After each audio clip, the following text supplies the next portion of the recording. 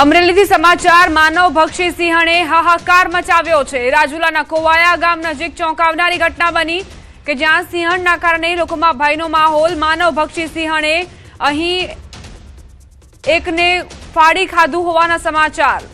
રાજુલાના કોવાયામાં ઘટના બની છે। કોવાયા ગામમાં ચાર પગનો આતંક, સ્થાનિક લોકોમાં ભય વ્યાપ્યો છે। એક યુવકનો શિકાર કર્યો હોવાની જાણકારી કે યુવકનું જે માથું છે તે સિંહણ ખાઈ ગઈ છે। રાજુલામાં યુવક પર સિંહણનો હુમલો। માનવભક્ષી સિંહણના કારણે ગામ લોકોમાં ફફડાટ ફેલાયો છે। ગામ લોકોએ વન વિભાગને માંગ કરી છે કે ઝડપથી આ સિંહણને પાંજરે પૂરવામાં આવે। યુવકને આ સિંહણે ફાડી ખાધો હોવાના સમાચાર પ્રાપ્ત થઈ રહ્યા છે।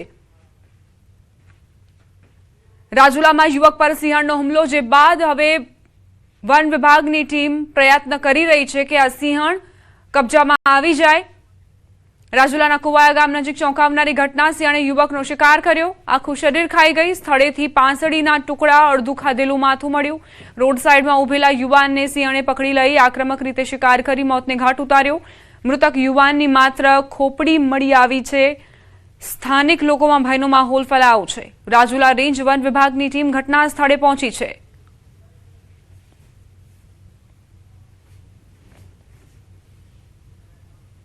જે આ યુવક હતો પરપ્રાંતીય યુવક છે અને એને જે આ ઘટના ઘટી છે અથવા તો કંઈ મતલબ બનાવ બન્યો છે, એ બનાવમાં અનુસંધાનમાં 3 થી 4 જનાવર હોવાનું મનાઈ આવે છે।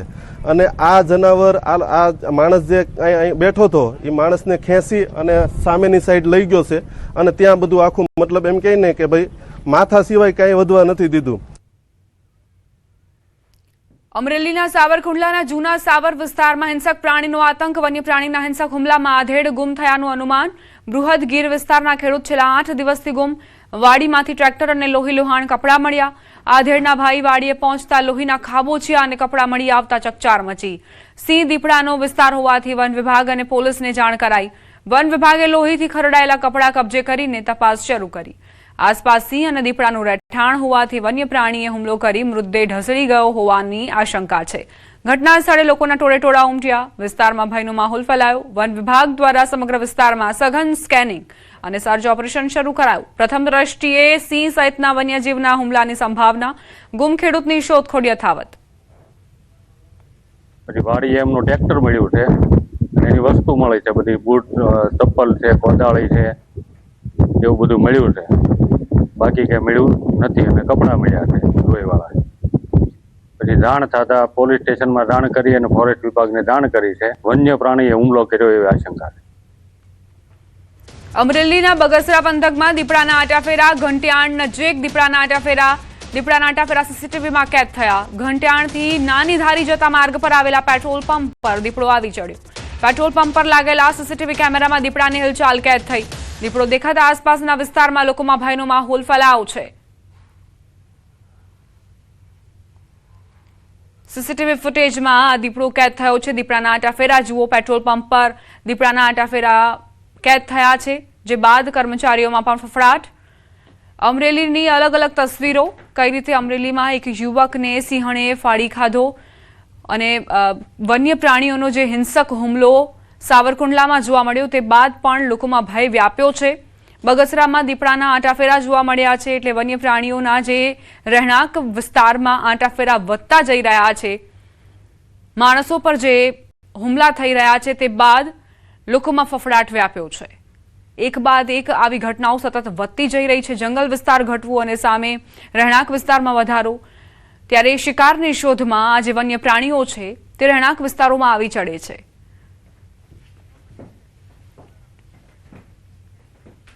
નીટની પરીક્ષા પહેલા મોટા સમાચાર પ્રાપ્ત થઈ રહ્યા છે। નીટ પરીક્ષા સુધી ટેલિગ્રામ પર પ્રતિબંધ મુકાયો છે। નીટની પરીક્ષા પહેલા કેન્દ્ર સરકારનો મોટો નિર્ણય।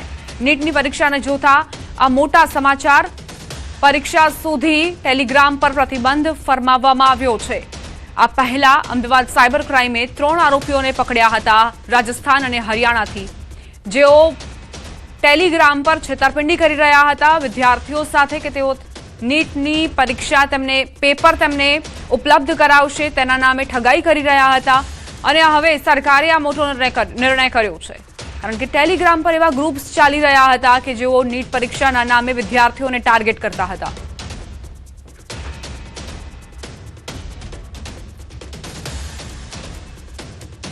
નીટની પરીક્ષાને લઈને આ મોટા સમાચાર.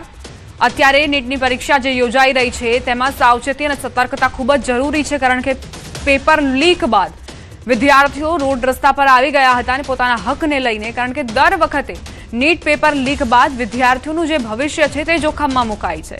આટલી મહેનત કર્યા બાદ, પેપર આપ્યા બાદ જ્યારે એવું ખબર પડે કે આ પરીક્ષા રદ કરી દેવામાં આવી છે, પેપર ફૂટી ચૂક્યું છે, તો એ વિદ્યાર્થીઓ પર શું વીતતી હશે કે જેઓ દિવસ રાત મહેનત કરીને અને ત્યારબાદ પરીક્ષા આપવા માટે જાય છે અને પેપર ફૂટી જાય છે એટલે આ પરીક્ષા રદ થઈ જાય છે.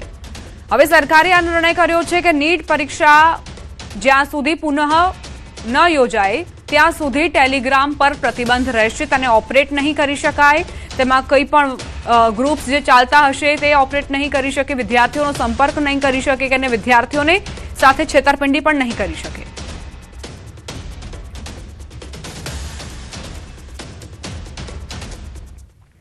સમાચાર વડોદરાથી. પ્રતાપનગરમાં બે જૂથ વચ્ચે મારામારી થઈ. વુડા આવાસ વિસ્તારમાં ઉગ્ર બબાલ. મારામારીનો વિડીયો સોશિયલ મીડિયા પર વાયરલ થયો. બંને પક્ષોએ એકબીજા પર હુમલો કર્યો. ઘટનાથી સ્થાનિકોમાં ભય વ્યાપ્યો છે અને રોષનો માહોલ છવાયો છે. વાયરલ વિડીયોના આધારે પોલીસે તપાસ હાથ ધરી. વડોદરામાં બે જૂથ વચ્ચે મારામારીનો આ બનાવ બન્યો છે. અત્યારે જે સ્થાનિકો છે તેમનામાં ભયનો માહોલ વ્યાપ્યો છે. સોશિયલ મીડિયામાં પણ આ વિડીયો વાયરલ થયો છે. બંને પક્ષોએ એકબીજા પર હુમલો કરતા જ મામલો વધુ ઉગ્ર બન્યો હતો. વુડા આવાસ વિસ્તારમાં આ ઉગ્ર બબાલના સમાચાર પ્રાપ્ત થઈ રહ્યા છે. મારામારીનો વિડીયો અત્યારે સોશિયલ મીડિયામાં વાયરલ થયો છે. પ્રતાપનગરમાં આ ઘટના બની કે જ્યાં બે જૂથ વચ્ચે મારામારી થઈ. કયા કારણોસર મારામારી થઈ તે હજુ સ્પષ્ટ નથી. આખરે અંગત અદાવત હતી. શું એવું બન્યું કે બંને પક્ષ સામસામે આવી ગયા અને ઉગ્ર બોલાચાલી મારામારીમાં પરિણમી? પોલીસે અત્યારે તપાસ હાથ ધરી છે. સંવાદદાતા હાર્દિક જોડાઈ ગયા છે વધુ જાણકારી સાથે. હાર્દિક, શું બન્યું હતું આ બે જૂથ વચ્ચે? બિલકુલ જે આ ઘટના ઘટી એનું ચોક્કસ કારણ હજી સુધી સામે આવ્યું નથી, પરંતુ આપણે ગઈકાલે પણ દર્શકોને અહેવાલ દર્શાવ્યો હતો કે વડોદરા શહેરમાં કઈ રીતે અસામાજિક તત્વો જે છે તે બેફામ બની રહ્યા છે. ગઈકાલે મારામારીની ઘટના ઘટી હતી, ત્યારબાદ રાત્રે ફરીવાર જે છે તે મારામારીની ઘટના જે છે તે બની છે. પ્રતાપનગર વિસ્તાર જે છે ત્યાં મહાનગર વુડાના આવાસના મકાન આવેલા છે. સામાન્ય બાબતે તકરાર થઈ અને ત્યારબાદ જે છે તે બંને પક્ષો સામે સામે આવી ગયા અને એકબીજા પર તૂટી પડ્યા હતા. આખી જે ઘટના છે તેનો વિડીયો સોશિયલ મીડિયા પર વાયરલ થતાની સાથે પોલીસ સક્રિય થઈ છે અને પોલીસે આ વિડીયોના આધારે જે છે તે તોફાનીઓની ધરપકડના ચક્રો જે છે તે ગતિમાન કર્યા છે. આભાર હાર્દિક, જાણકારી આપવા માટે. સુરતના નાસરનગર ડેમોલેશન મામલે હવે વહીવટી તંત્રમાં ખળભળાટ મચ્યો છે. સૂત્રો પાસેથી મળતી માહિતી મુજબ સેન્ટ્રલ ઝોનના કાર્યપાલક એન્જિનિયર જયાંગ રામજીવાલા સહિત કુલ 7 અધિકારીઓની ઝોનલ ચીફ આશિષ નાયકે આકરી પૂછપરછ કરી. કાર્યપાલક એન્જિનિયર, 3 ડેપ્યુટી એન્જિનિયર અને 3 જુનિયર એન્જિનિયરને નાસરનગર વિસ્તારમાં કોના કહેવાથી અને કયા કારણોસર ગયા હતા તે અંગે સ્પષ્ટતા માંગવામાં આવી. આ ઉપરાંત ગત ઓક્ટોબર મહિનાથી ચાલી રહેલી ડીમાર્કેશન ફાઇલના રેકોર્ડ ઉપલબ્ધ કેમ નથી તે મુદ્દે પણ ઝોનલ ચીફે જવાબદારી નક્કી કરવા તાકીદ કરી છે. સંવાદદાતા કીર્તેશ જોડાઈ ગયા છે વધુ જાણકારી સાથે. કીર્તેશ, સુરતમાં નાસરનગર ડેમોલેશનને લઈને અધિકારીઓ પર ગાજ. બિલકુલ, સુરતનું ચર્ચારિત નાસિરનગરનું ભૂતિયા ડિમોલેશનનો મામલો ગુજરાત સરકાર અને કેન્દ્ર સરકારના એમાં પહોંચતાની સાથે જ હવે અધિકારીઓએ જે તપાસ કમિટી બનાવી હતી તે તપાસ કમિટીની હિલચાલ શરૂ થઈ છે. ખાસ કરીને સેન્ટ્રલ ઝોનના કાર્યપાલક ઇજનેર જયંત રામજીવાલા સહિત 7 અધિકારીઓને ઝોનલ ચીફે આખરી ઝાટકની કાઢી છે. સેન્ટ્રલ ઝોનના ચીફ આશિષ નાયક દ્વારા તેમની પૂછપરછ કરવામાં આવી છે. કાર્યપાલ ઇજનેર, 3 ડેપ્યુટી અને 3 જુનિયર ઇજનેરોને ઝોનલ ચીફે બોલાવી તેમની પૂછપરછ શરૂ કરી છે કે કોના કહેવાથી આ જગ્યા પર જવામાં આવ્યું હતું, ડિમોલેશન કરવામાં આવ્યું છે. કહી શકાય કે આ સમગ્ર ડિમોલેશનની ઓક્ટોબર મહિનાથી ફાઇલ આવેલી હતી, તેને રેકોર્ડ તેના હવે મળતા નથી. એટલે કે જે માર્કિંગ માટેની ફાઇલ હતી આખી ફાઇલ જ ગુમ થઈ ગઈ છે અને જે પ્રકારે આખું આ સમગ્ર મામલામાં સોપારી ફોયડાની ગંધ આવી રહી છે, આ બિલ્ડેલાઈ સાથે થયું છે.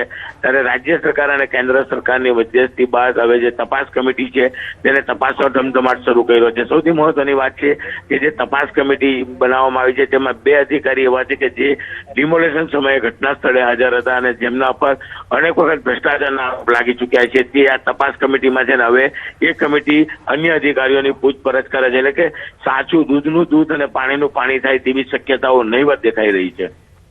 આભાર કીર્તેશ જાણકારી આપવા માટે। સુરતના કતારગામ ઝોનના સિંગણપુર વિસ્તારમાં આવેલી કૃપા રેસિડેન્સીમાં ગેરકાયદેસર બાંધકામ હટાવવાના મામલે મહાનગરપાલિકા શંકાના ઘેરામાં આવી છે। સોસાયટીના નિયમો વિરુદ્ધ ફ્લેટ નંબર 104માં કરાયેલા પતરાના ગેરકાયદે બાંધકામ વિરુદ્ધ ફરિયાદ થતા મનપાની ટીમે તેને તોડી પાડી સામાન જપ્ત કર્યો હતો। જોકે આશ્ચર્યજનક રીતે માત્ર 1 કલાક અને 51 મિનિટમાં જ એ જ સરકારી વાહન પાછું આવ્યું અને જપ્ત કરેલા પતરા મૂળ જગ્યાએ ગોઠવી દીધા। ચર્ચા એ છે કે આ બિલ્ડિંગ ભાજપના રાષ્ટ્રીય કિસાન મોરચાના મહામંત્રી બાબુભાઈ જેબલિયાની માલિકીની છે અને હાલ ભાડે આપેલી છે। આ વળાંક અંગે કતારગામ ઝોનના કાર્યપાલક ઇજનેર કમલેશ વસાવાએ અજાણ્યા વ્યક્તિને જાણ કરીને જ્યારે ટાઉન પ્લાનિંગ વિભાગના અધિકારી જિગ્નેશ પટેલે સ્વીકાર્યું હતું કે સંબંધિત વ્યક્તિને પોતે મધ્યમ વર્ગનો હોવાની આજીજી કરતા માનવતાના ધોરણે સામાન પરત કરાયો હતો।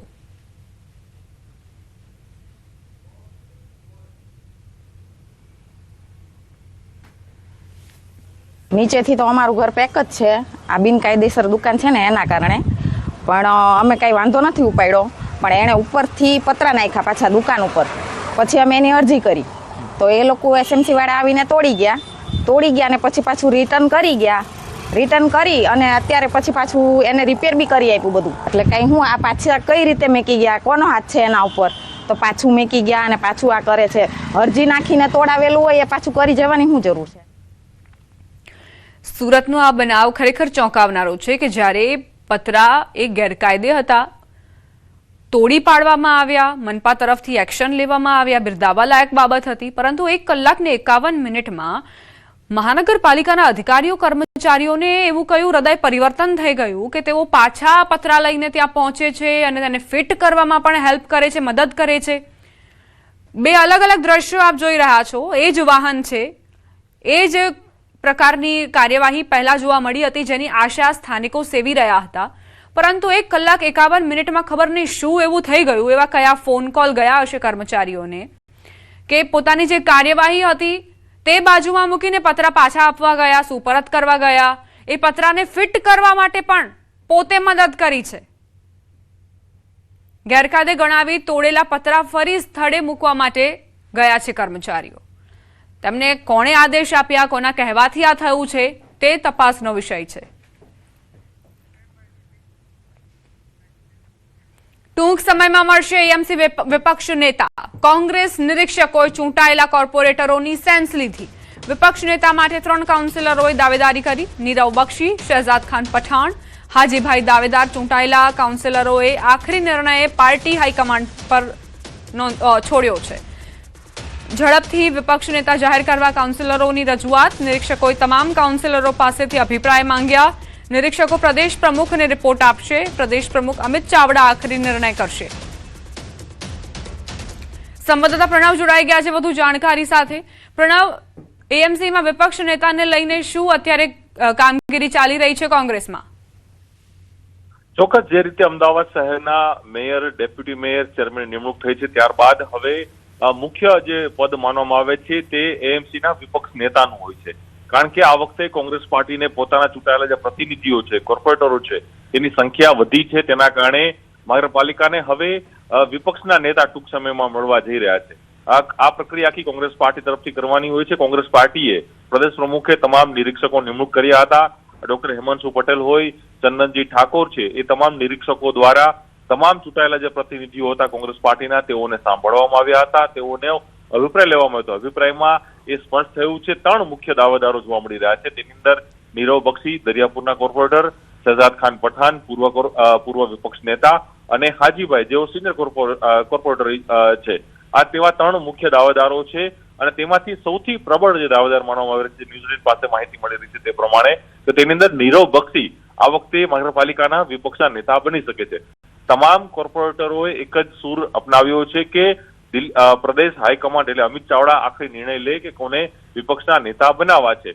એટલે જોવાનું રહે છે કે ટૂંક સમયની અંદર પ્રદેશ પ્રમુખ અમિત ચાવડા એ નિર્ણય લેશે કે અમદાવાદ મહાનગરપાલિકાના વિપક્ષના નેતા કોણ હશે। એટલે એ સ્પષ્ટ થઈ રહ્યું છે અને સાથે જ પ્રબળ દાવેદાર છે કે નીરવ બક્ષીનું નામ અત્યારે સૌથી મોખરે ચાલી રહ્યું છે। આભાર પ્રણવ જાણકારી આપવા માટે।